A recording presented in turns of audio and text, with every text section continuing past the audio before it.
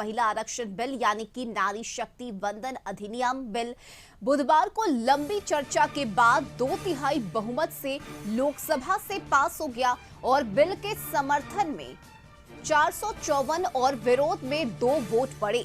Lok Sabha speaker Om Birla ने पर्ची से वोटिंग कराई।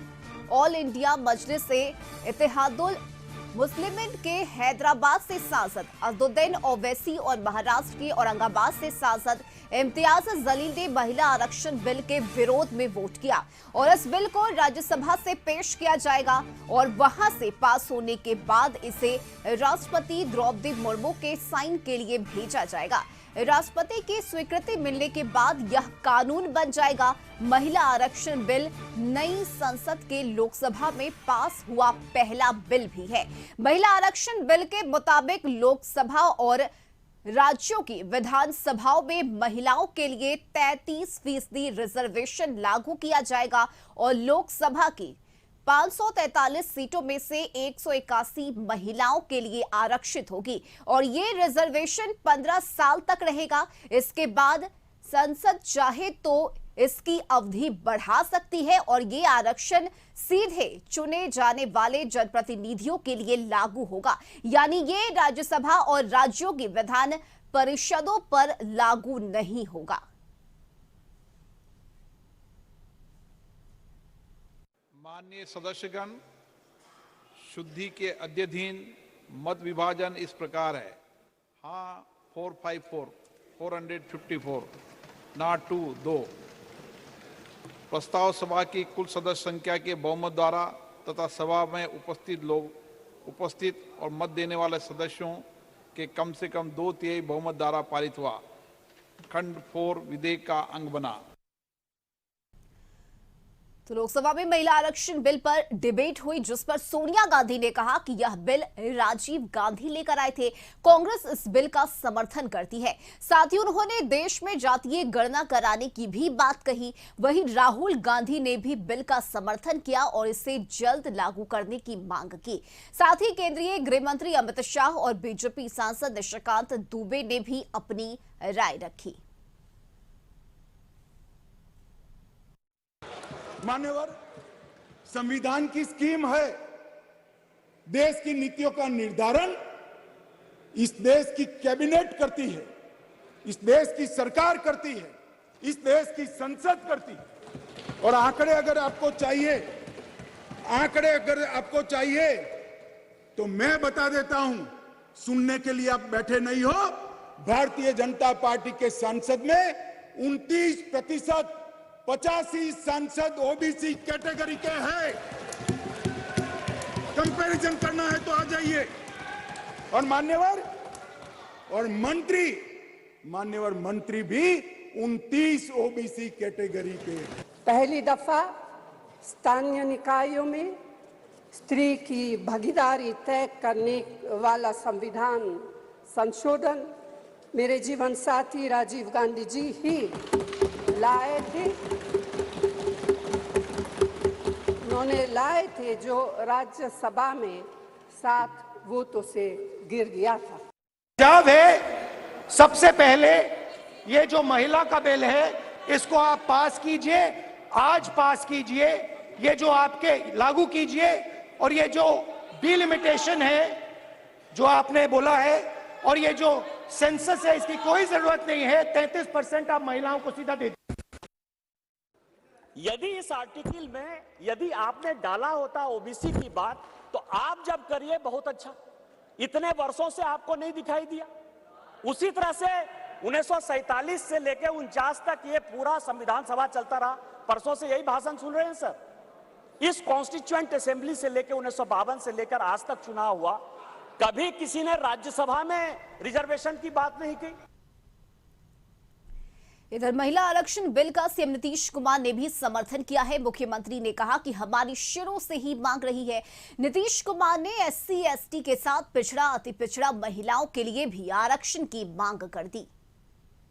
हम तो सब दिन ही बोलते रहे हैं कि होना चाहिए सबको रिजर्वेशन, बिल्कुल होना चाहिए महिलाओं को।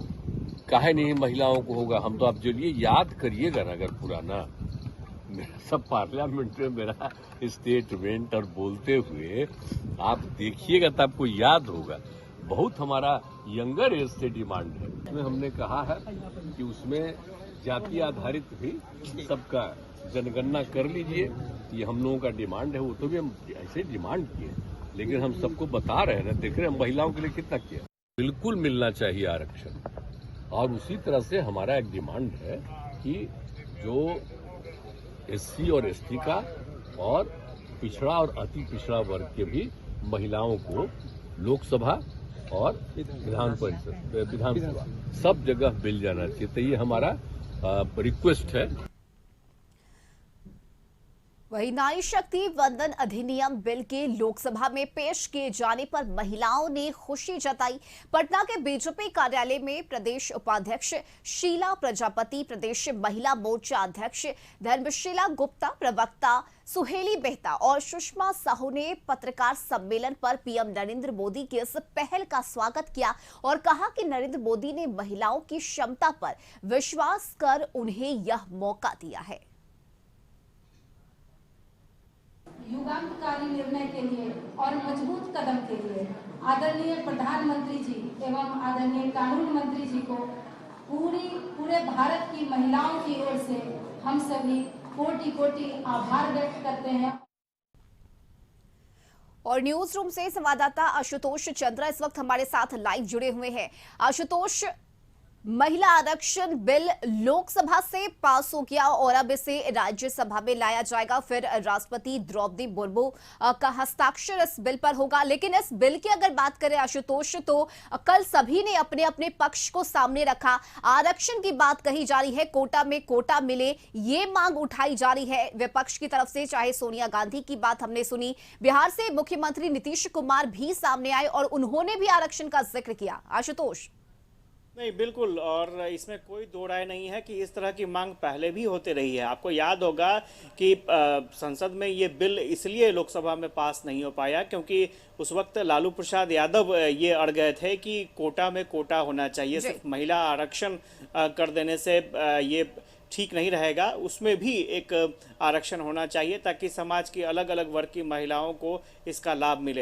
हालांकि केंद्र सरकार की ये पॉलिसी है कि वो जो अत्यंत पिछड़ी समाज की महिलाएं हैं उनको उचित भागीदारी मिले और इस प्रावधान के तहत ही एससी एसटी समाज से आने वाली महिलाओं को विशेष तौर पर इसमें महिला आरक्षण में भी आरक्षण दिया गया है। लेकिन अब ओबीसी समाज से आने वाली महिलाओं को आरक्षण देने की मांग उठ रही है। इतना ही नहीं, कुछ सांसदों ने तो अल्पसंख्यक समाज से आने वाली महिलाओं को भी इसमें आरक्षण देने की मांग की है। तो वाकई इसमें अलग अलग पहलू निकलकर सामने आ रहे हैं। हालांकि ये बात अलग है कि आपने देखा होगा कि सरकार की तरफ से भी पूरे मामले पर जवाब दे दिया गया है, लेकिन फिर भी अभी पूरे मामले पर सियासत जारी है क्योंकि चुनाव का वक्त है और चुनाव के वक्त में सभी दल अपने अपने तरीके से पूरे मामले को जनता के बीच रखना चाहते हैं। और कांग्रेस ने भी कहा है कि हम लोग काफ़ी लंबे समय से इस बिल को लाना चाहते थे और इस बिल के ज़रिए महिलाओं को उनका हक मिले, ये कोशिश हो रही थी। लेकिन इस मामले में आप ये कह सकती हैं कि कहीं ना कहीं ये प्रधानमंत्री नरेंद्र मोदी की तरफ से जो पहल की गई है ये बीजेपी के लिए कहीं ना कहीं फ़ायदेमंद हो सकती है क्योंकि बीजेपी इस पूरे मामले को चुनाव से पहले कैश कराना चाहती है। और स्वाभाविक तौर पर यह आरोप भी लग रहे हैं केंद्र सरकार पर, बीजेपी पर। लेकिन देखना दिलचस्प होगा कि आगे क्या हो पाता है। फिलहाल राज्यसभा में बिल पेश होने वाला है और जिस तरह से लोकसभा में आम सहमति बनती दिखी, राज्यसभा में भी बिल को लेकर के कोई परेशानी नहीं होने वाली है। जी बिल्कुल आशुतोष, साथ ही अगर बात करें तो इस बिल को मास्टर स्ट्रोक बताया जा रहा है। लेकिन भले ही ये मास्टर स्ट्रोक हो, लेकिन देश भर की महिलाएं खुश हैं, जश्न मनाया जा रहा है इस बिल के आने से। स्वाभाविक तौर पर मास्टर स्ट्रोक इसलिए भी बीजेपी ये मान रही है या फिर जो सियासी पंडित हैं उसे मास्टर स्ट्रोक इसलिए मान रहे हैं क्योंकि लंबे समय से ये बिल अटका हुआ था और जिस तरह से विरोध हो रहा था वो कहीं ना कहीं बीजेपी के लिए ये कह सकते हैं कि बेहतर अपॉर्चुनिटी हो सकती है चुनाव से पहले आधी आबादी को लुभाने के लिए, क्योंकि लगातार विरोध के कारण ये बिल लटका पड़ा था। और अब चूंकि बीजेपी को ये फायदा होता है कि पूर्ण बहुमत की सरकार होने की वजह से कोई भी बिल बीजेपी का या फिर कहें सरकार की तरफ से जो बिल लाए जाते हैं वो बिल अटकती नहीं है और सर्वसम्मति से वो बिल पास कर लिए जाते हैं। तो स्वाभाविक तौर पर जो बिल आया है उसको लेकर के चर्चाओं का बाजार ज़रूर गर्म है और सभी सियासी दल अपने अपने तरीके से जनता के बीच, पब्लिक के बीच मैसेज देने की कोशिश जरूर कर रहे हैं। आपने देखा होगा जेडीयू की तस्वीर देखिए, जेडीयू ने साफ तौर पर स्वागत किया है इस बिल का, लेकिन स्वागत के साथ ही कई संशोधन की भी बात कही है कि इसमें आरक्षण के जो स्तर है, जो लेवल है, उसमें कई स्तर पर सुधार करने की गुंजाइश है। तो स्वाभाविक तौर पर यह मास्टर स्ट्रोक माना जा सकता है, लेकिन अब सवाल ये है कि जो अपोजिशन है वो किस तरह से इस मास्टर स्ट्रोक में को अपने अंदाज में लेता है या फिर कैसे पब्लिक को कन्विंस करेगा कि नहीं हम साथ में हैं और हम कोशिश कर रहे थे। क्योंकि आपने देखा कि बीजेपी साफ तौर पर आरोप लगा रही है कि ये बिल काफी लंबे समय से अटका पड़ा था और हमने इसे पास करा लिया। तो स्वाभाविक तौर पर ये कहीं ना कहीं जो विपक्ष है उसके लिए, इंडिया गठबंधन के लिए ये परेशानी की बात हो सकती है। लेकिन आपने देखा होगा कि जिस तरह से सभी सांसदों ने सपोर्ट किया है तो कहीं ना कहीं ये कह सकते हैं कि महिलाओं के लिए ये एक अच्छी खबर है और इस आरक्षण के जरिए प्रतिनिधित्व बढ़ेगा, लोकसभा में प्रतिनिधित्व बढ़ेगा, विधानसभा में प्रतिनिधित्व बढ़ेगा। अब देखना दिलचस्प होगा कि ये जो ओबीसी की बात सामने आ रही है, ओबीसी वर्ग की महिलाओं को भी आरक्षण मिलना चाहिए, क्या इसमें कोई संशोधन हो पाता है या नहीं हो पाता है। लेकिन फिलहाल अभी लोकसभा में ये बिल इसी तरह से पास हो गया है और आज इसे राज्यसभा में पेश किया जाएगा। चलिए, बहुत शुक्रिया आशुतोष आपका तमाम जानकारी के लिए।